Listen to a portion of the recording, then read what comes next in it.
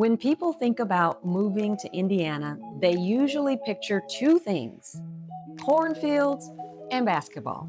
And sure, both of these are real and they could produce a little bit of culture shock. It's not what you expect.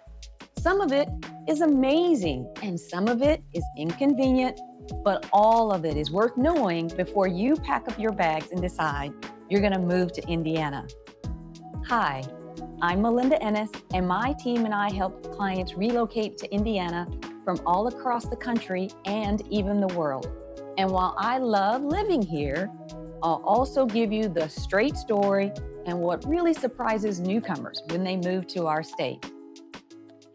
Yes, Hoosiers love basketball, whether it's professional, college, high school, little league. Have you ever seen the movie Hoosiers? If you haven't, go check it out.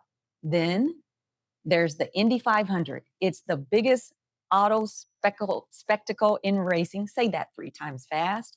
And then you've got pro football, basketball. All of those games keep the stadiums absolutely full for sure. There's even pro volleyball or arena football. I could go on and on. There are lots of sports here. But here's the part that no one tells you. If you don't care about sports, sometimes it might even feel like the whole state revolves around the sports. Downtown traffic on game days, it can really be a mess. And then, if you live near the Speedway or Raceway Park, where auto races are held, forget about it being quiet in May or September.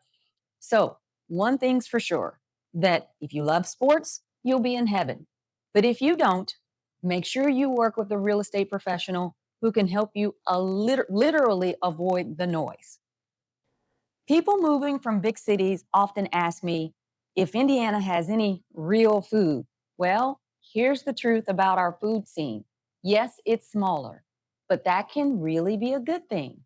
And no, we are not New York or Chicago.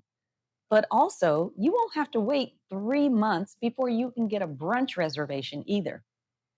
We have legendary James Beard award winning restaurants in the area as well, like Beholder or Love Handle. Both of these were semifinalists in James Beard.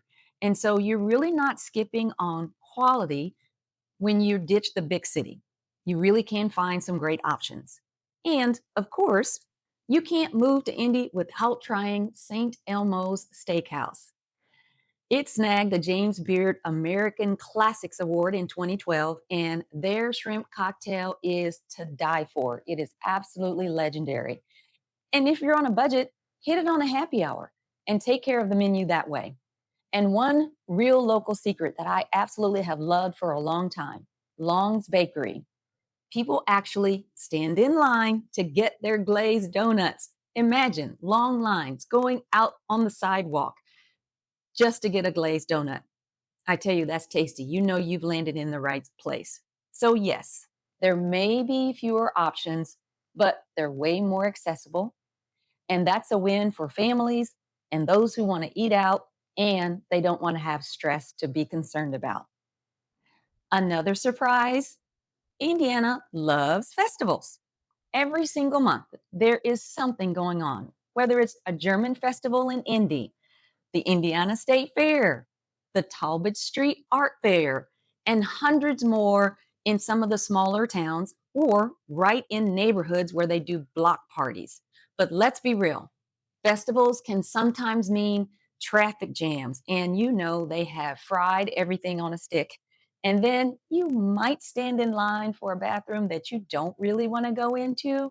But either way, the good thing about those festivals is that when newcomers move to the state, that's what actually makes it start to feel like they're a local and blending into the community.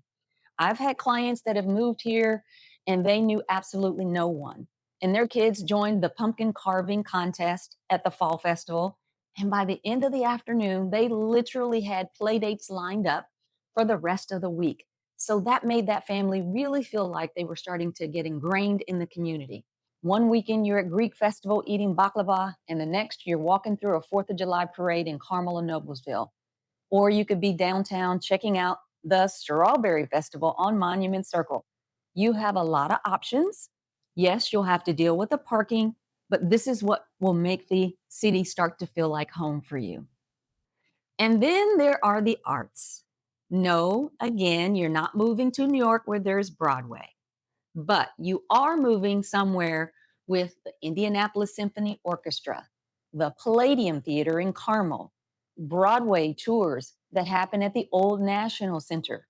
And there are a growing number of small local theaters and galleries. Here's the catch: you won't see every blockbuster tour stop in Indianapolis. It just doesn't happen.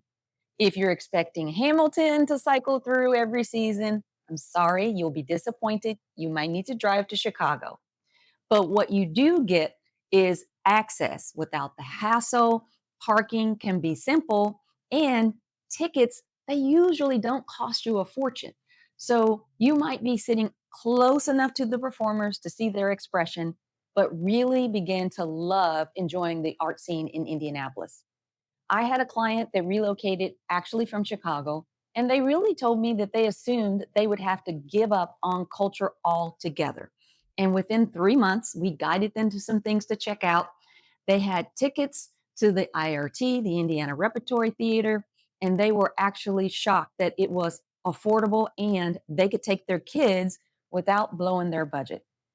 And let's not forget, we do have some unexpected gems in this city.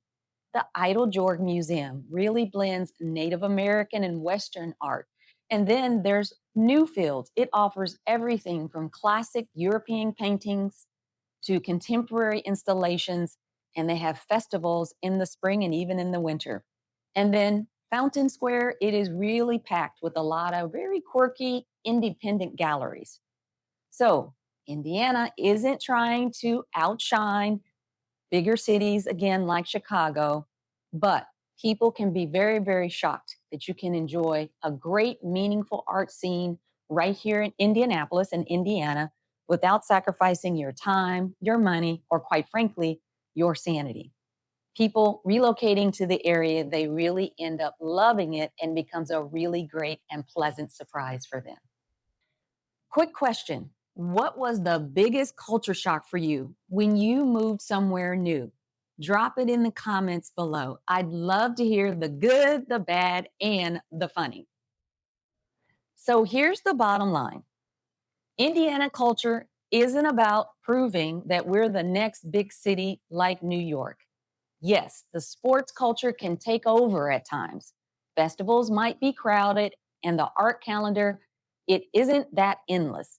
But here's one surprise: those exact things, they tend to become the reasons why people love living here.